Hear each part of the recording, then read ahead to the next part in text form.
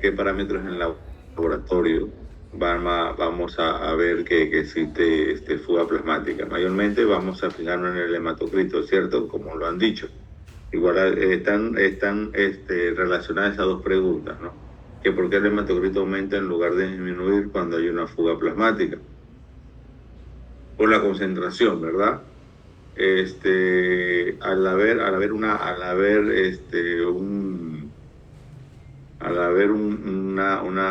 fuga plasmática, va a haber una mayor concentración de las células sanguíneas.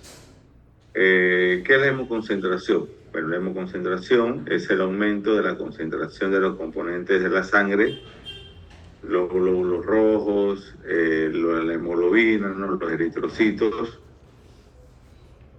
¿Debido a qué? Debido a la pérdida del plasma, que es el componente líquido de la sangre, ¿no? Empieza a fugarse el espacio extravascular y dentro del vaso la concentración de los glóbulos rojos va a empezar a concentrarse, ¿no? Recuerden que cuánto representa el plasma en la sangre, representaba el 55% y las células sanguíneas representaban el 45%, ¿no? Entonces, si hay un aumento en la fuga plasmática, va a aumentar la concentración de las células sanguíneas, en este caso del eritrocito, ¿no?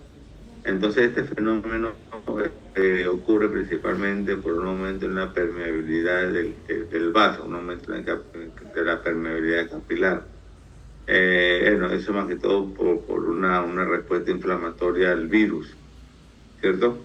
Bien, entonces, durante la fase crítica del dengue, recuerde que el dengue, ¿cuántas fases tiene? ¿Cómo podríamos clasificar el dengue? A ver, ¿qué me dice? A ver, Pierina, ¿cómo podríamos clasificar el dengue? Tenemos la fase febril. No, esas son las fases. Digo la clasificación primero, antes de pasar a las fases.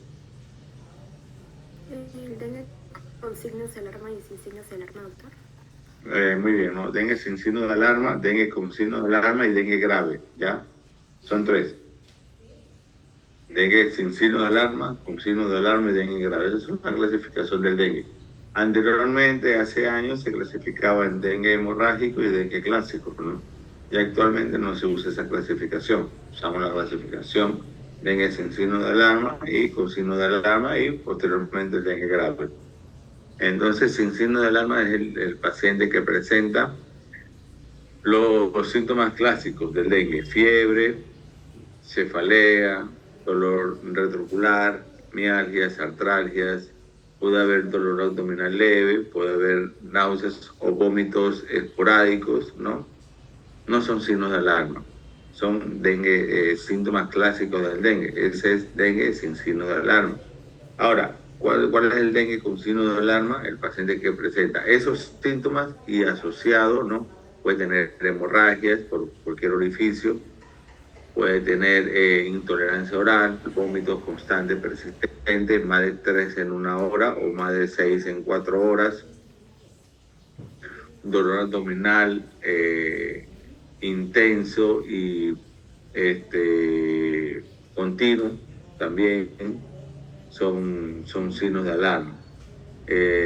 Puede haber también compromiso del sistema nervioso, compromiso del sistema respiratorio. Todo eso lo podríamos clasificar como dengue con signo de alarma. Lo más importante es el sangrado, ya el sangrado. Y luego tenemos el dengue grave, aunque ya cuando hay compromiso del estado neurológico o insuficiencia respiratoria, o en este caso, como vimos, ¿no? También había compromiso del perfil hepático.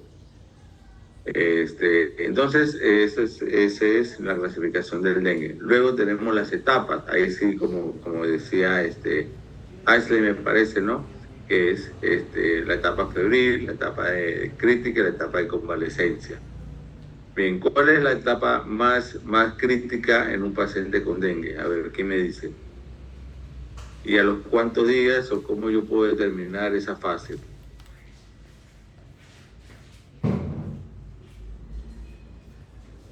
A ver, Fabricio.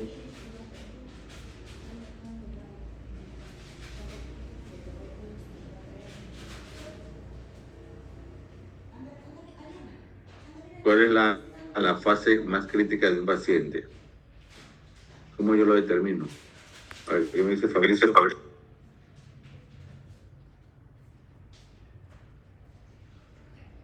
Vendría a ser la fase crítica. Ya, claro, la fase crítica, pero ¿cómo yo determino cuando estoy en la fase crítica? Cuando el paciente mejora, doctor. Tibio, a ver. Cuando cae la fiebre. Ya, el primer día el paciente afebril, ya, el primer día que el paciente está afebril, ese es el día que inicia la fase crítica, ya. El paciente afebril, la mayoría de los pacientes, cuando el primer día que están sin fiebre, ¿no? Ya se quieren levantar, quieren ir a trabajar, quieren hacer sus actividades, y ahí mayormente donde presentan las complicaciones. Entonces, el día más crítico en un paciente es el primer día afebril, ¿ya? El primer día afebril. Bien, entonces ahí vamos nosotros a determinar que el paciente está en una fase crítica, ¿no? Y vamos a estudiar los exámenes de laboratorio. En un paciente que tenemos la suerte al menos de poder diagnosticar una fase temprana, podríamos solicitar un hematocrito, un hemograma completo. Llega el paciente en el segundo día de fiebre a consulta, ¿no? El tratamiento sintomático, le pedimos la prueba diagnóstica, que ahorita vamos a ver cuáles son, y le pedimos el hemograma completo. Tenemos un hemograma completo basal, ¿no? Y luego, al cuarto, quinto día, ya le podríamos solicitar otro hemograma para poder ver los controles, ¿no? En comparación al primer hemograma. Bien, ¿cómo yo determino que el paciente tiene una hemoconcentración? A ver, ¿qué me dice?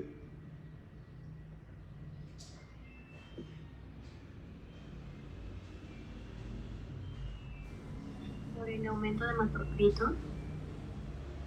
Muy bien.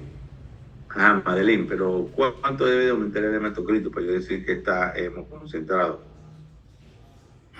De un 20% a Mayor o igual al 20%, ¿no? Del hematocrito basal, ¿no? Llega el paciente al segundo día, le pido su hemograma completo, tiene 40% de hematocrito. Chévere, ¿no?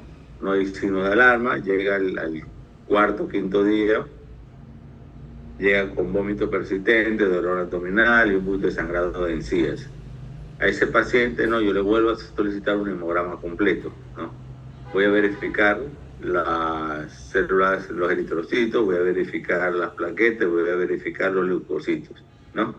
Entonces, tenía 40 el primer día, segundo día de hematocrito, tenía 40%. ¿Cuánto debería de tener en el control para yo determinar que tiene hemoconcentración? ¿Cuánto?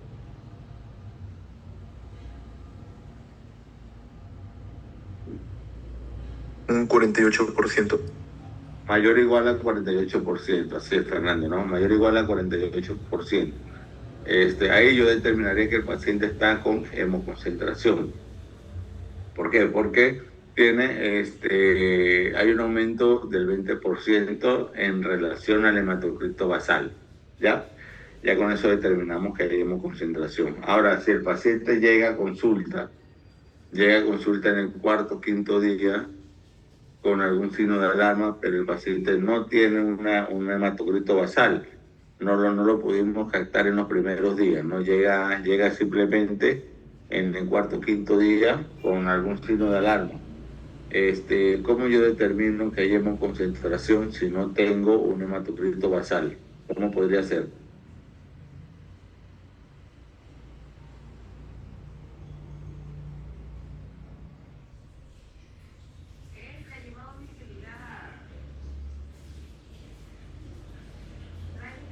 ¿Podría ser por la tendencia del hematocrito en controles seriados? Ya, podría ser.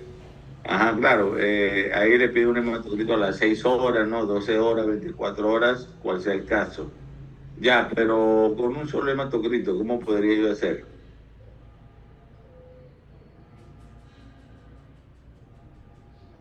¿Con valores referenciales?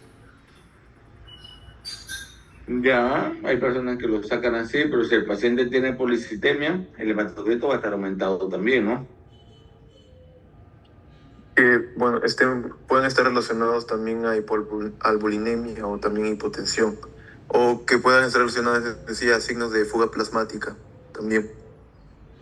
Ya, claro, va a estar con hipotensión, con extremidades frías, ¿no? En caso de relacionarlo con la clínica. Otro método también es pedir la hidratación de este paciente, ¿no? Pero igual le vamos a necesitar un hematocrito seriado, ¿no? Por lo menos si el paciente llega con 52 de hematocrito, paciente varón, llega con presión de 90-70, 90-60, con extremidades frías, llega un poco somnoliento, yo ese paciente tengo que hidratarlo, ¿no? Si es paciente dengue, tengo que hidratarlo. La hidratación son 10 cc kilogramos hora, ¿no? Ponte que un varón promedio son 70 kilos, le tendrá que pasar 700 de cloruro en una hora, ¿no?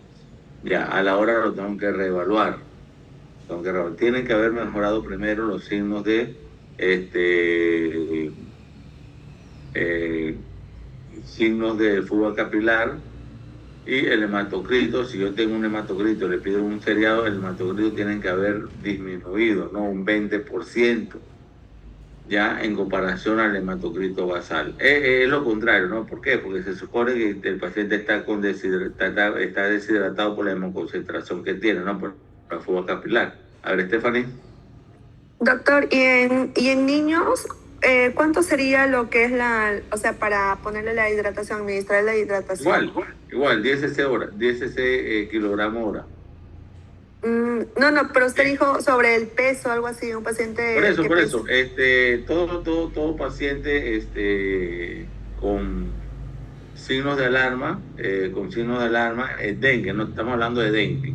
Todo paciente con signos de alarma de dengue se va a hidratar, si es con signo de alarma, a 10 cc kilogramos hora, ¿ya? Si es un niño que pesa 10 kilos, le vamos a pasar 100 cc en una hora, ¿ya? Si es un adolescente que pesa 50 kilos, le pasamos 500 cc. Si es un adulto que pesa 80 kilos, le pasamos 800 cc, ¿no? La fórmula es 10 cc hora. Si es hidratación endovenosa, ¿no? Hidratación endovenosa, la vía. La fórmula es esa, ¿no? 10 cc kilogramos hora. A la hora yo lo reevalúo, tengo que reevaluarlo a la hora, ¿ya? Y puedo, en dependencia, ¿no? Porque, a ver, si el paciente está con vómitos, está con intolerancia oral, con dolor abdominal, está con palidez, frialdad en extremidades, está con hipotensión, ¿no? Yo lo reevalúo a la hora. Si el paciente continúa igual, ¿no? Yo vuelvo a pasar otro bolo de 10 kilogramos hora, otro bolo, ¿no? Si el paciente mejora, yo no voy a suspender la hidratación de una vez, no suspendo la hidratación, simplemente disminuyo, ¿no?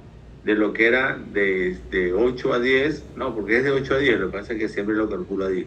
De 8 a 10 kilogramos cc hora, yo voy a disminuir de 5 a 7, ya de 5 a 7. Ya le paso la hora a la mitad, lo que le pasé 800, ahora le voy a pasar 400 y lo vuelvo a reevaluar. Si sigue mejorando, ahora disminuyo de 2 a 3 cc kilogramo hora, que es como la hidratación de mantenimiento, ¿ya? Bien. Existen dos parámetros clínicos que yo tengo que evaluar a la hora que estoy hidratando a un paciente. Si esos parámetros no están bien, yo no puedo seguir hidratando al paciente, ¿ya? ¿Cuáles serían los parámetros en los que yo me fijo para hidratar a un paciente? A ver, clínicos. La frecuencia cardíaca y la presión arterial. Ya, la presión arterial, pero ¿qué más? Presión arterial. La diuresis. La diuresis, correcto, la diuresis. ¿Cuánto debe de orinar una persona normalmente para yo decir que está con buena diuresis? A ver, ¿qué me dicen?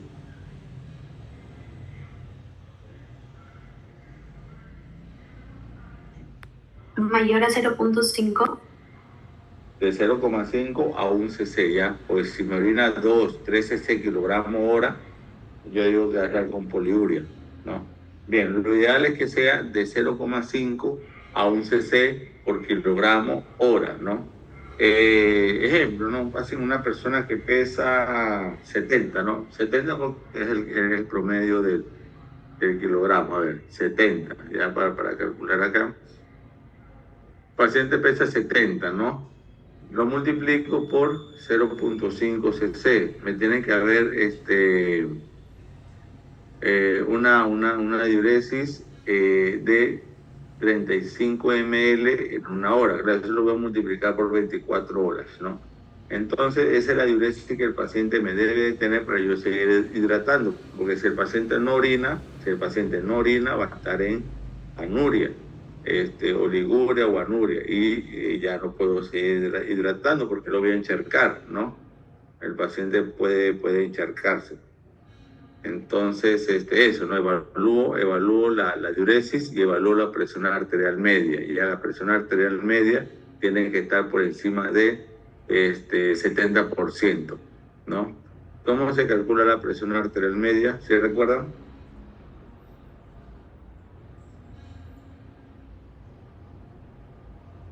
Este paciente tiene 90,60, ¿no? 90,60. ¿Cuánto tiene de presión arterial media este paciente? A ver, ¿qué me dice?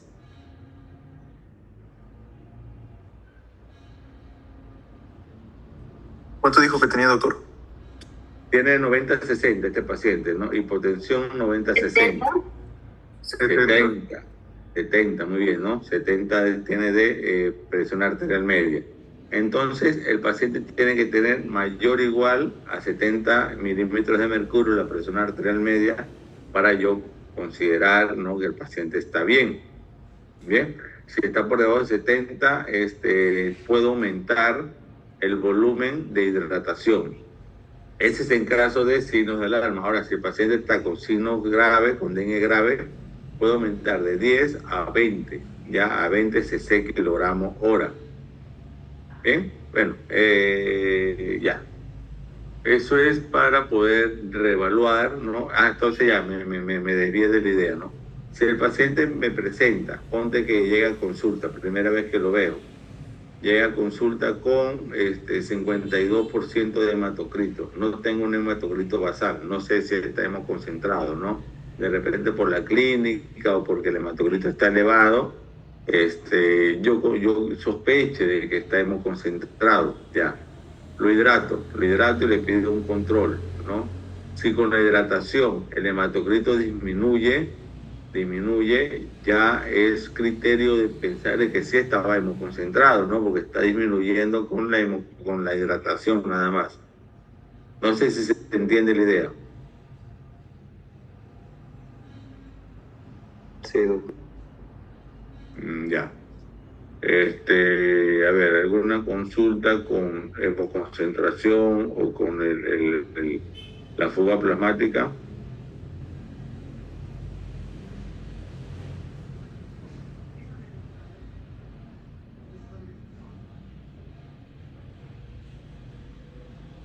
Ya, a ver, ¿qué otras preguntas hay?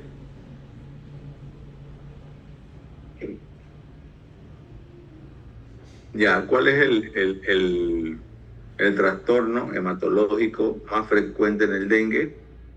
La trombocitopenia, ¿ya? El trastorno hematológico más frecuente en el dengue es la trombocitopenia, no se les olvide, ¿ya? Bien.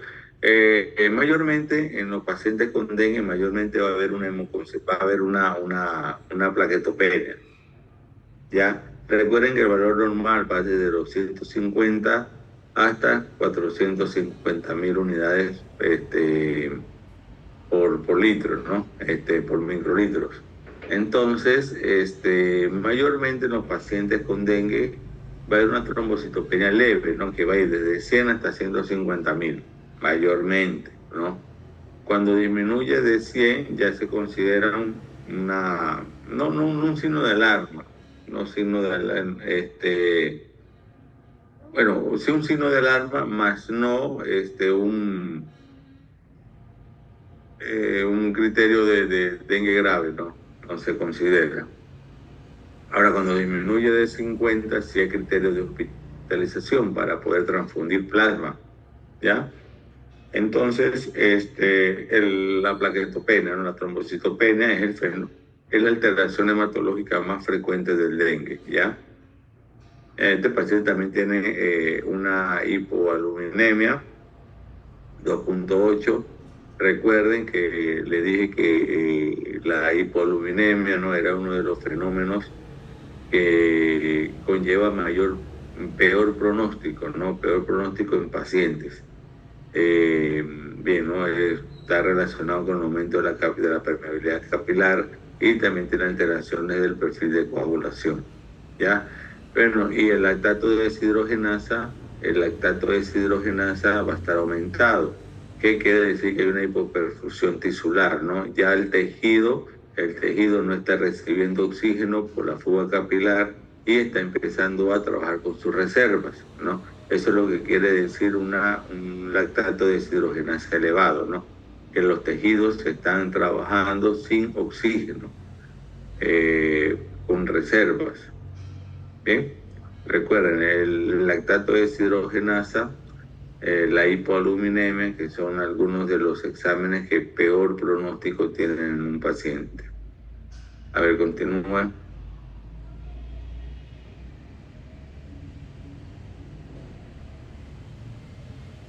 Bien, ¿no? También la IgG, a la hora de tener la sospecha de un paciente con dengue, el primer examen que vamos a solicitar siempre va a ser la NS1, ¿no? Es el OIA, ¿no? El antígeno NS1. Bueno, de repente es el más específico, es el que vamos a tener con mayor facilidad en los establecimientos de primer nivel y es el que primero se solicita. Segundo día, tercer día, cuarto día, solicitamos NS1. Bien. Bien. Y luego tenemos también los anticuerpos, tanto IgM como IgG, ¿ya? La IgM indica una infección aguda o una infección reciente. Va a hacerse presente a partir del quinto, sexto, séptimo día. De preferencia, el sexto día es el día de elección para poder solicitar la IgM, ya, sexto día. Bien. La IgG va a determinar una infección previa o el paciente estuvo previamente expuesto al virus, ¿ya? Por eso este paciente por lo menos tenía tanto la IgM como la IgG positiva y el paciente está con una infección aguda reciente, pero también estaba con la memoria, ¿no?, de una infección anterior. Bien,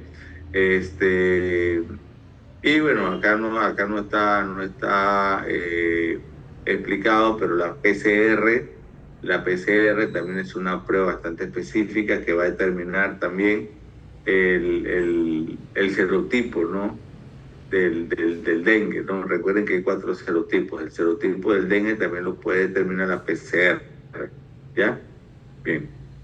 A ver, ¿alguna consulta acá? ¿Alguna pregunta con el diagnóstico?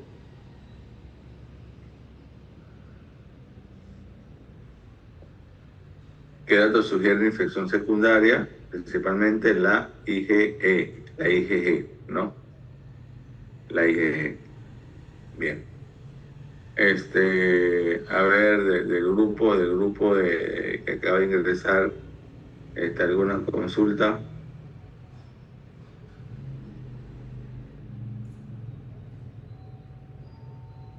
Fabricio, ¿alguna consulta? Sus compañeros. No, doctor.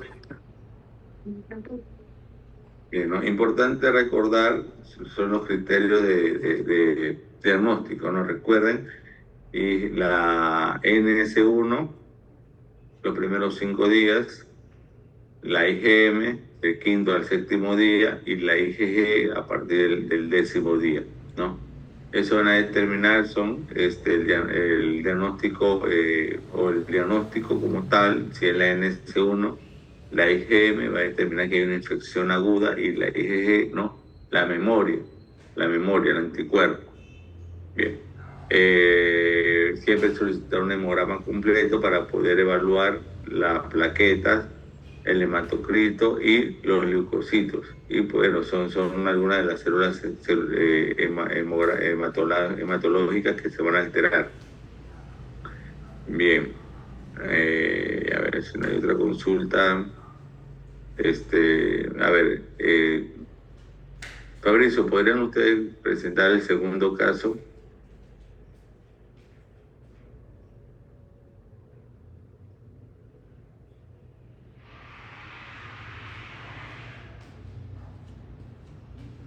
Sí, doctora, a ver un momento, estoy hablando con mis compañeros.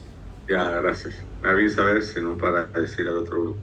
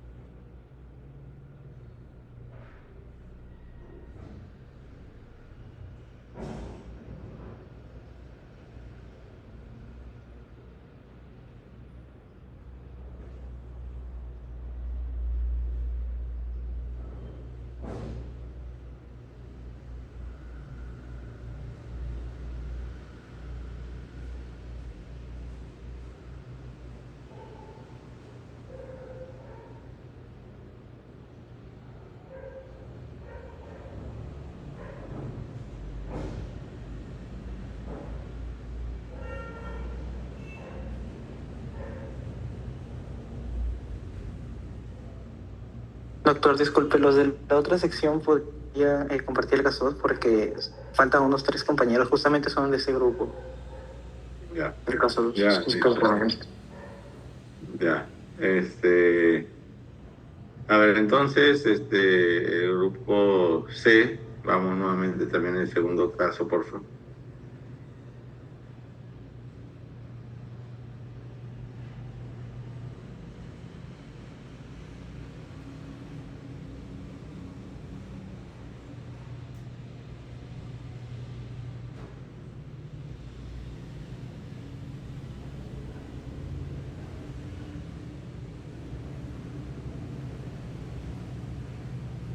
Doctor, ¿me puede poner anfitriona para poder compartir, por favor? Ya. Doctor, ay. Sí, no, la compañera que la ponga anfitriona. ¿Cómo se hace? Ya, vaya a la persona, en los tres puntitos que tiene a la izquierda, allí, y hacer anfitrión.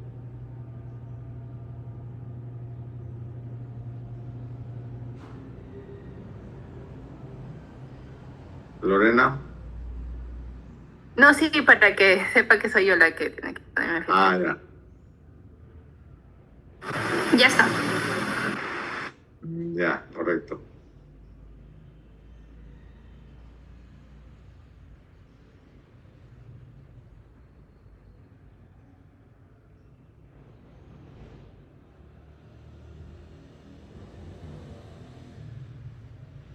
¿Ya se logra visualizar, doctor?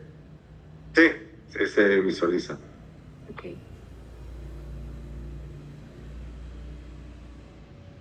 Ya, bueno, en el caso número 2, tenemos de que es un paciente varón de 35 años que es de procedencia de la región amazónica endémica. De ocupación es agricultor y bueno, el motivo de consulta es una fiebre intermitente, escalofríos y una coloración amarillenta de piel. Su enfermedad actual hace 7 días ha presentado escalofríos intensos y una fiebre de hasta 40 grados.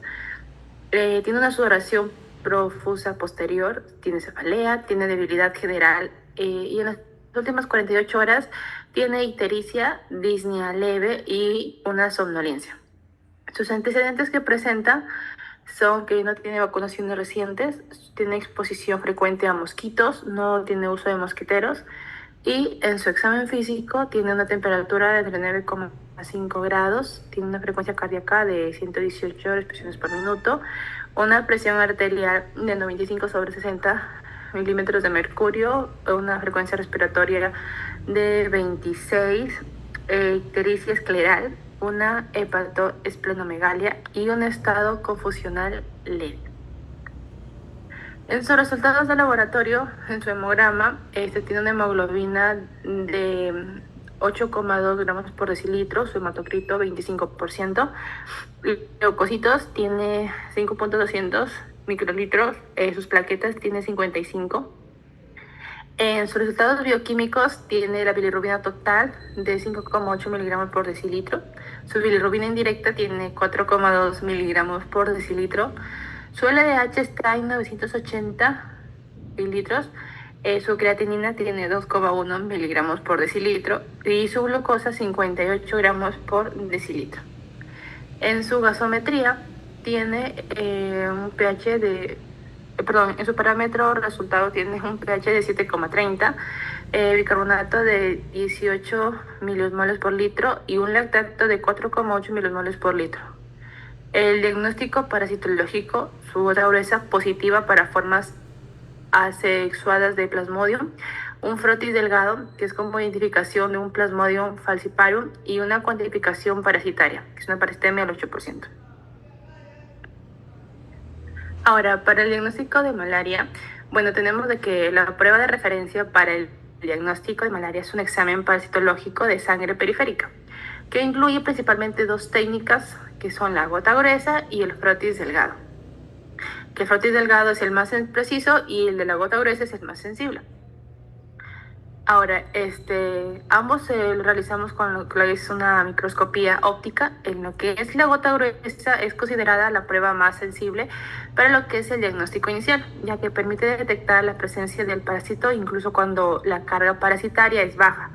Esto se debe porque, digamos de que en esta técnica se utiliza con mayor cantidad de sangre, la cual se concentra al eliminar los eritrocitos durante todo el procedimiento, dejando expuesto a los parásitos.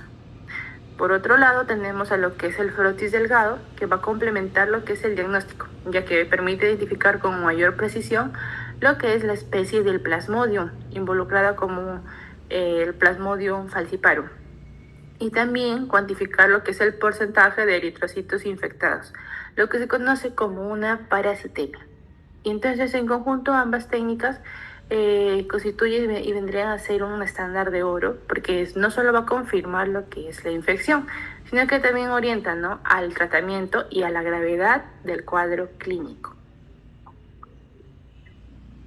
La segunda pregunta nos dice que ¿por qué la gota gruesa es más sensible que el frotis?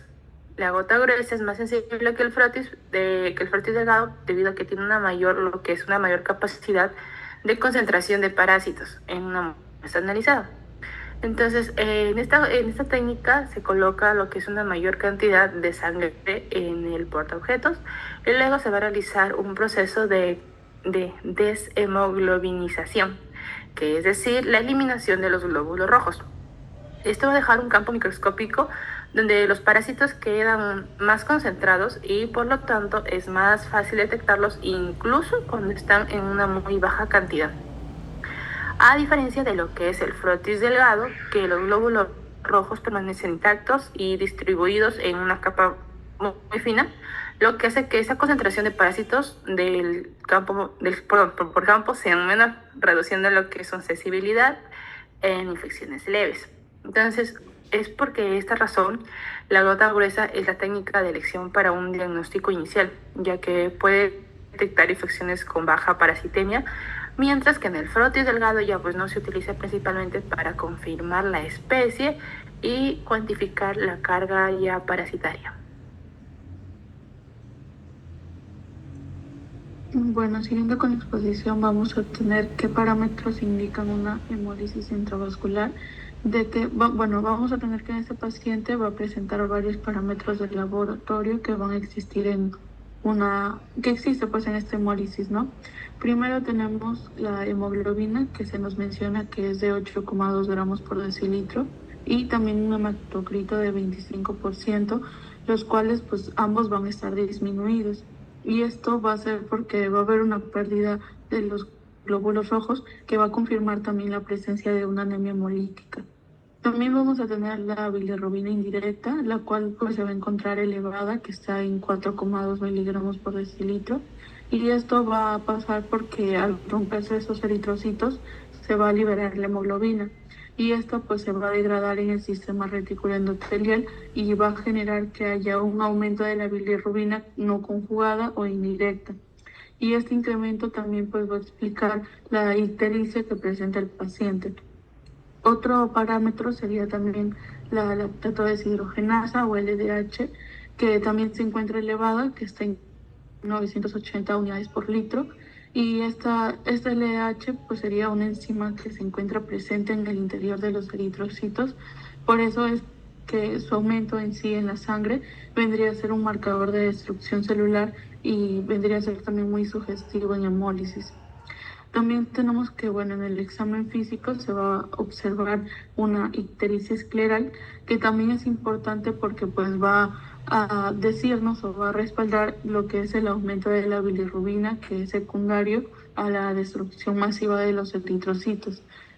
Entonces, pues en este caso tenemos que la causa de la hemólisis vendría a ser por la infección del Plasmodium falciparum, que en sí este parásito va a invadir los eritrocitos, se va a multiplicar dentro de los eritrocitos y al completar su ciclo, pues va a romper la membrana del glóbulo rojo para que pueda liberar nuevos merozoitos que van a infectar a otros eritrocitos. Entonces, en sí, este proceso se va a repetir y es el que va a producir la hemólisis intensa, que es la responsable también de lo que sería la anemia y la hiperbilirrubinemia indirecta, junto con el aumento del LDH que podemos observar en el laboratorio. Siguiente, por favor. Siguiente. Ya, ahora tenemos la pregunta 4, que es ¿cuál es la explicación de la hiperbilirrubinemia indirecta? Que en sí, pues, como les estaba diciendo, se va a explicar por la intensa hemólisis que es causada por la infección del Plasmodium. Entonces, como les dije, este parásito va a invadir a los eritrocitos y va a desarrollar, en su interior, que va a pasar por las fases de trofozoito y esquizonte. Entonces, cuando ya se completa su ciclo de multiplicación, lo que va a hacer es romper la membrana del eritrocito para que pueda liberar nuevos merozoitos. Y estos de acá son los que van a invadir a otros glóbulos rojos y van a continuar este ciclo infeccioso. Entonces es ahí en donde se va a producir una destrucción masiva de los eritrocitos.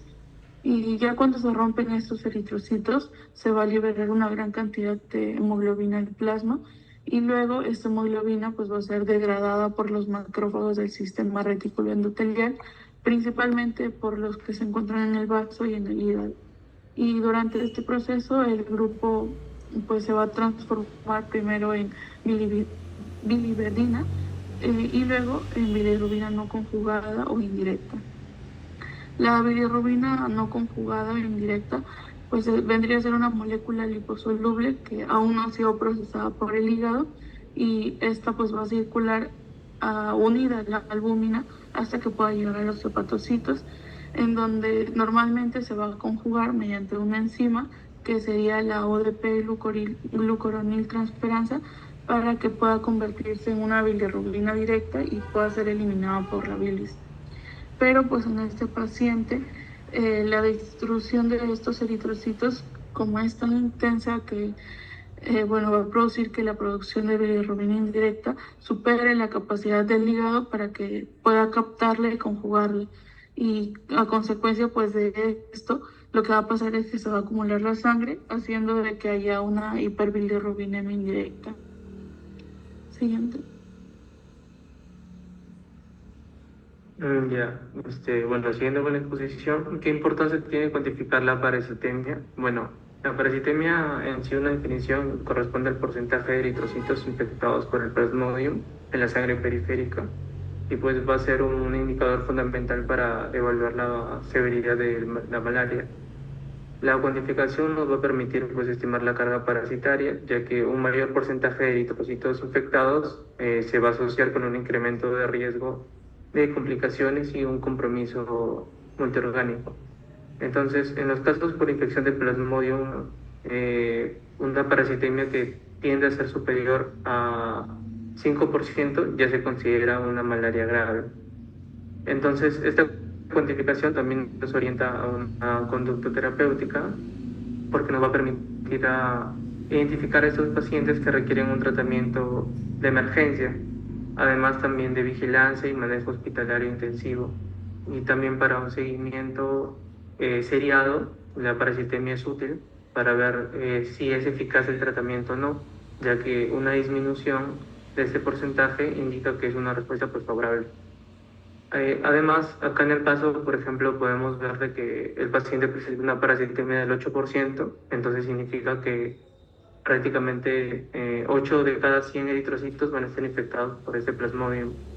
Entonces ya va a superar el umbral que les había dicho al inicio, que venía a ser mayor de 5%, y va a explicar lo que es la presencia de complicaciones como la anemia, compromiso multiorgánico y alto riesgo de complicaciones y muerte. Pero, siguiente. Ya. ¿Por qué este caso se clasifica como malaria grave? Bueno, este caso se clasifica como malaria grave debido a que el paciente va a presentar múltiples manifestaciones clínicas y alteraciones del laboratorio que después nos van a indicar un compromiso tanto sistémico como multiorgánico. Y pues presenta varios criterios que van a estar establecidos por la OMS. Uno de los criterios pues es la parasitemia, que ya les había dicho, elevada. Entonces va a superar el umbral del 5%, que ya se considera un criterio de malaria grave.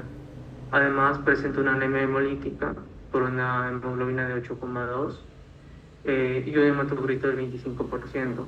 Entonces prácticamente el parásito va a invadir los eritrocitos para complicar parte de su ciclo de vida y al multiplicarse pues va a provocar una ruptura.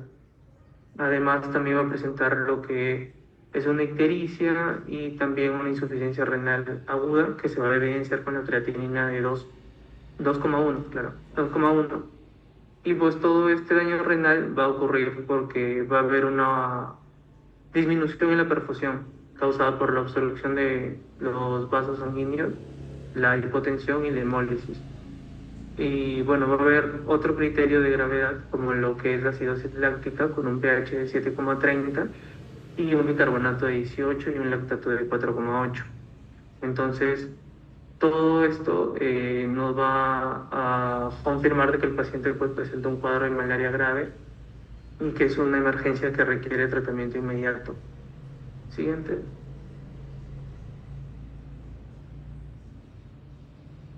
Ya, ahora vamos a hablar sobre las complicaciones que sugieren la creatinina y el lactato, ¿no?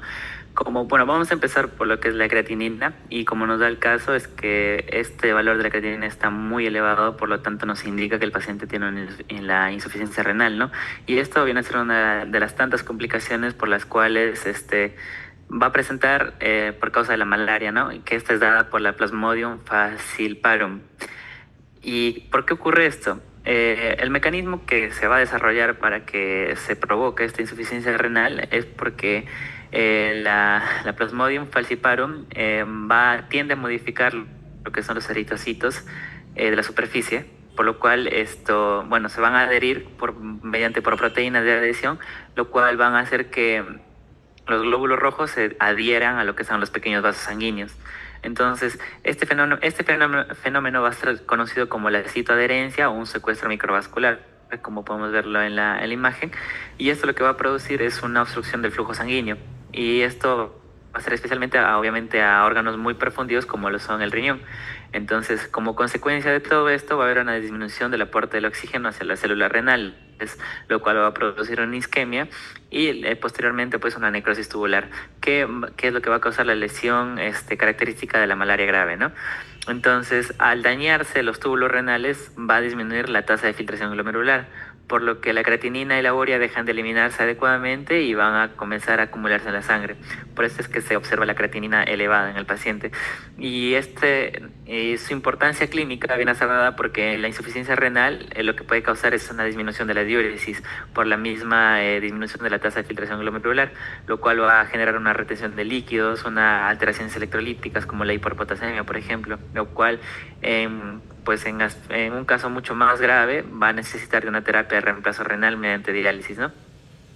Ahora, si hablamos de lo que es el lactato, de igual manera se encuentra muy elevado por de los valores normales, ¿no? El paciente tiene 4,8 miliosmoles por litro.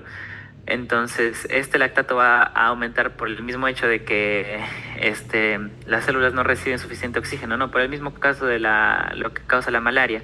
Entonces, como ya no hay suficiente aporte de oxígeno, se va a pasar el metabolismo a un metabolismo aeróbico, perdón, a un metabolismo anaeróbico para que se produzca energía. Entonces, lo primero que va a ocurrir, bueno, aparte de que la malaria puede causarse puede ocurrir por varios mecanismos, lo primero que podemos observar es que puede ser una anemia hemolítica, lo cual va a disminuir la capacidad de transportar los tejidos. Lo segundo que puede ocurrir, y eso es lo que estamos viendo en el paciente, es el secuestro de eritrocitos parasitarios, ¿no? Porque ya lo había mencionado también por la insuficiencia renal aguda, que hay un secuestro, una citoadherencia. Entonces esto va a reducir lo que es la perfusión de órganos vitales. Y lo tercero que puede ocurrir es que, y en el paciente también se presenta que hay una hipotensión de 95 a 60 milímetros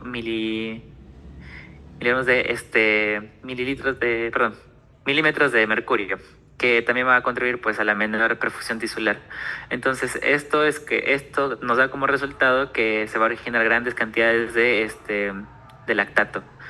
Y estas alteraciones se van a confirmar pues en la gasometría, porque se observa en el paciente un pH de 7,30 con un bicarbonato de 18 miliosmoles por litro y un lactato de 4,8 miliosmoles. Entonces esto es compatible, se relaciona con una acidosis metabólica de origen láctico. Y esto tiene de importancia clínica pues porque según la OMS se considera que una hiperlactatemia persistente va a indicar una mala perfusión, indica una mala perfusión tisular y va a asociarlo con el riesgo de la falla multiorgánica y una gran mortalidad. Siguiente. Ya, ¿cuál es el significado clínico de la hipoglucemia? Bueno, ya pasando al perfil metabólico, el paciente va a presentar una glucosa de 58.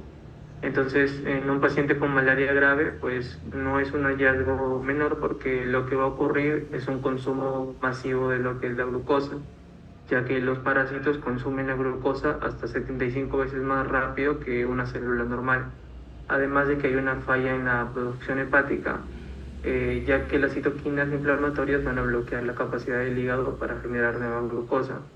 Entonces, en este paciente la hipoglucemia pues va a explicar y también va a agravar lo que es el estado confusional, la somnolencia que observamos en el examen físico, que si no se va a corregir de inmediato con un tratamiento como lo que es la dextrosa endovenosa, el paciente pues puede correr un riesgo de un daño neurológico ya de manera permanente o hasta incluso caer en un coma hipoglucémico, además de que presenta ya la clínica de la malaria cerebral.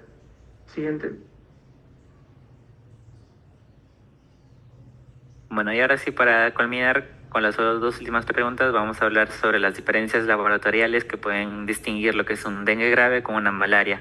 Si bien estas dos enfermedades se van a presentar con síntomas muy parecidos como la fiebre alta, la trombocitopenia e incluso la ictericia, donde se va a poder diferenciar todo si es un dengue grave o una malaria grave es por datos de laboratorio, ¿no? Que van a reflejar mecanismos fisiopatológicos diferentes. Mientras que pues en la malaria va a haber predominancia de lo que es la destrucción de los glóbulos rojos por el parásito Y en el dengue, pues el problema principal viene a ser el daño endotelial vascular. Entonces, lo primero de los parámetros claves que vamos a hablar es sobre la hemoglobina y el hematocrito. En el caso de la malaria grave, que como ya había mencionado, es causado por la Plasmodium falciparum principalmente, los valores van a disminuir considerablemente porque el parásito va a invadir a los eritrocitos y se va a multiplicar dentro de ellos y finalmente los va a alisar, los va a romper. Entonces esto va a destruir a los glóbulos rojos no infectados y va a producir una anemia hemolítica importante. En el caso clínico vamos a observar que el paciente tiene esta alteración porque va a presentar una hemoglobina del 8,2 gramos sobre decilitro y un hematocrito del 25%. Entonces esto nos va a confirmar la hemólisis. Pero en el caso de lo que viene a ser en el dengue, va a suceder todo lo contrario, porque el paciente va a presentar un hematocrito elevado, no porque vaya a tener más glóbulos rojos, sino porque va a perder plasma. Entonces, que va hacia el espacio extracelular. Entonces, este fenómeno va a ser reconocido como la hemoconcentración. Por eso es que el paciente tiende a tener un hematocrito más elevado. En tanto, lo que es a las bilirrubinas, en la malaria va a predominar lo que es el aumento de la bilirrubina directa. Esto va a ocurrir porque la hemólisis va a liberar grandes cantidades de hemoglobina. Como bien sabemos, pues la bilirrubina es un desecho de la destrucción fisiológica de los eritrocitos. Entonces, si hay una hemólisis, entonces esta va a aumentar considerablemente. Y al mismo tiempo también va a aumentar lo que es la LDH, ya que esta enzima se va a liberar cuando ocurre una destrucción celular. Y por otro lado, en el dengue, aunque sí existe hiperbilirrubinemia, generalmente es sobre la bilirrubina directa o una elevación mixta, relacionada más con el daño hepático y no con la hemólisis que se puede presentar en la malaria. En el caso de las transaminasas, tenemos que en la malaria esta puede elevarse, pero normalmente lo hacen de forma leve o moderada. Pero en el caso de lo que es el dengue, puede alcanzar cifras muy elevadas, incluso superiores a las 1000 unidades por litro, debido a la hepatitis causada por el virus, ¿no? En los leucocitos tenemos que en la malaria van a presentarse van a permanecer normales y van a presentar ligeras variaciones, no es tan relevante, no es tan significativo. En el caso pues del dengue, usualmente va a producir una leucopenia importante desde los primeros días de la enfermedad, lo cual va a ser acompañada de muchas veces de la linfopenia también. Por eso es que en estos pacientes vamos a encontrar lo que es la fiebre, la trombocitopenia y una leucopenia marcada. En el caso de las pruebas diagnósticas, vamos a tener que en la malaria la prueba de referencia continúa siendo la gota gruesa, como ya había mencionado mi compañera, porque tiene mayor sensibilidad para detectar el parásito y, posteriormente el frotis delgado que va a permitir identificar la especie y cuantificar la parasitemia, ¿no? En el caso en este caso clínico, pues ambas pruebas fueron positivas. Entonces se encontró una parasitemia del 8%, lo cual confirma lo que es la malaria grave. Y en el caso del dengue, el diagnóstico se realiza mediante detección del antígeno NS1 durante los primeros días o mediante una RT, una PCR, ¿no? Y posteriormente una serología de la inmunoglobulina M o G. ¿Podrías pasar la diapositiva, por favor? Ya. Y ahora la última pregunta sobre qué exámenes deben monitorizarse diariamente durante la hospitalización. Primero tenemos la gota gruesa y el frotis periférico, que como ya he mencionado, este es el primer examen que se le hace al paciente para identificar y es el que debe controlarse, ¿no?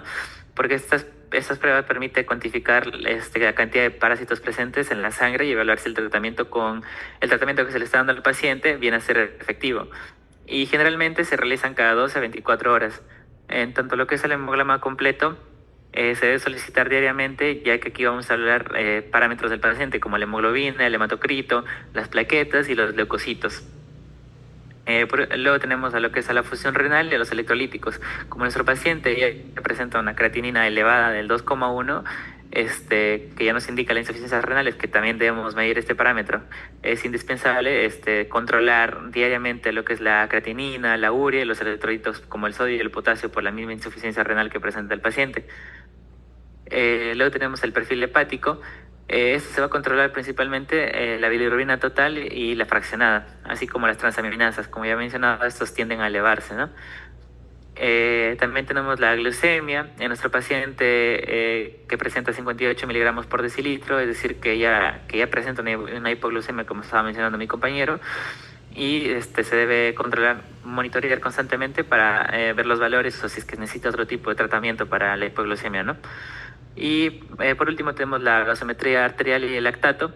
En este caso, como ya había mencionado, el paciente tiene un pH muy elevado, el bicarbonato está disminuido y el lactato está muy elevado. Entonces esto es una acidosis metabólica, por lo cual se debe vigilar constantemente para que veamos si estos valores van mejorando o si es que van empeorando, para que se le agregue otro tipo de tratamiento al paciente para que no empeore, ¿no? Siguiente diapositiva.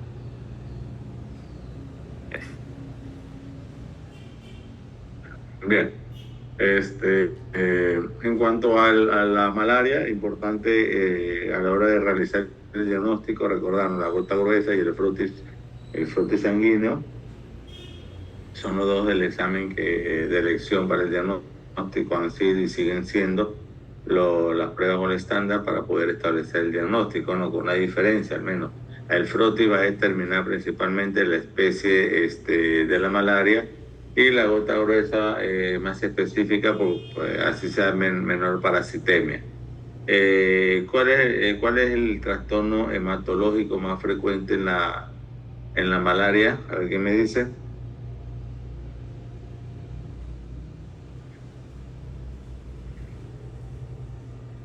Sería la anemia, doctor, y la hemoglobina disminuida. ¿La anemia? ¿Qué tipo de anemia, Fran? Una anemia hemolítica. Una anemia hemolítica, ¿no? Por destrucción de eritrocitaria, bien. Entonces, a ver, chicos, ya nos ganó la hora. Lo dejamos acá y ya lo vemos la otra semana, ¿ya? Listo, chicos, bendiciones. Gracias, doctor. Tenga buena semana. Hasta luego. Doctor, disculpe, espera un rato. Adiós.